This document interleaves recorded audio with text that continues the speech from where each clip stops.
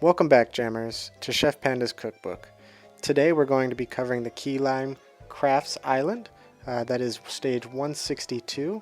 We're going to be going over some of the more difficult levels in the block, so let's just jump into it. The first level we see here, we have a decorating level. What we can see is there are pancake stacks to the right and donuts to the left, and a few pretzels in between. If you may notice that there are some chocolate look-alike objects on the bottom. Is peppermint bark. Peppermint bark is a lot like the eclair or the lava cake in that when you break a layer of it, it will spit out objects. So we see that we have the objectives. We have the peppermint bark, the donuts, the pancakes, and then sugar cookies, which I'm sure everyone is familiar with. However, if you notice at the beginning of the board, they weren't on the board. Now, if you remember back to what I said about peppermint bark, they spawn pieces. Now they just so happen to be spawning the sugar cookie objectives. So it's important to attack that peppermint bark to get the sugar cookies that you need to win this game to spawn. Now one thing you do want to notice is all your donuts and your pancakes are going to be spawning in display cases. That means that there's going to be a very limited amount of them on the board. So you want to attack those pretty aggressively.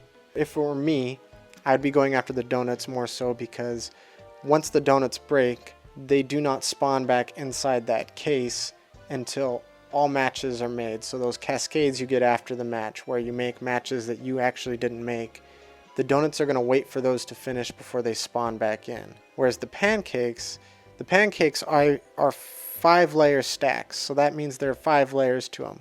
So that means your cascades are going to continue to hit those pancakes and break them. The gingerbread on the sides are just kind of meant to help pull down some of the things that fall on the left and the right there, kind of to help you with some movement, kind of like the conveyor belt at the top. To really beat this level, you need to be using all the movement pieces you have because it is still very limited. You need to be using the gingerbread men, the piece swappers at the bottom, and the conveyor belt. You're going to want to use those to trickle in the pieces that you're going to need so your board doesn't become stagnant on either the left or the right. Because if that does happen, you won't be able to collect one of either your donuts or your pancakes. So it's really important to always watch for advantageous moves as they pop onto the board.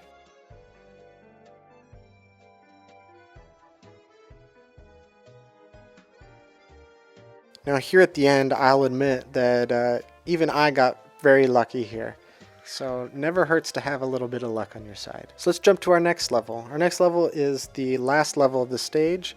It is another decorating level. What we see here is we have a conveyor belt with honey on it and donuts all around. You also see that there's chocolate surrounding the board. The designer even gave you a little gift in the center there in the form of a rainbow cake. One quick thing you'll notice is there's only one spot really for pieces to trickle in until you break through the chocolate. Because of that, you're going to get some dead spaces on the right hand side by the Cherries Jubilee. You have to break those Cherry Jubilees, and then you have to specifically break those dual sugar cookies with whatever colors are represented on them. Now the nice thing about this board is it starts off as a 4-color in the center, and then as you break through, more colors will appear on the board. Now this is done by design. We wanted to make sure that you're able to break those surrounding chocolate pieces to help open up your board.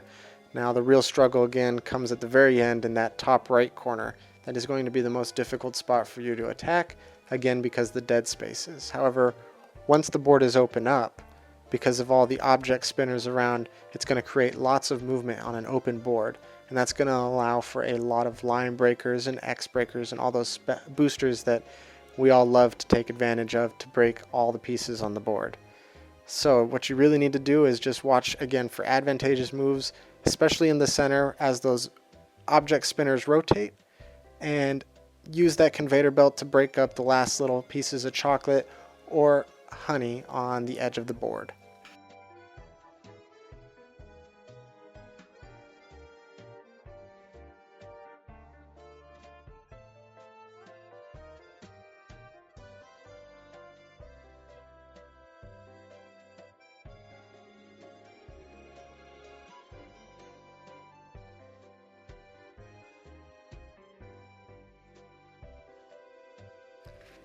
This concludes our walkthrough of stage 162, KEYLIMECRAFT. Thank you for joining us. If you have any questions on any of the levels you saw or any in the game, please ask on our Facebook page or in the comments section below. I hope you join us next time on another one of our Chef Panda's Cookbook tutorials. And remember, keep on jamming!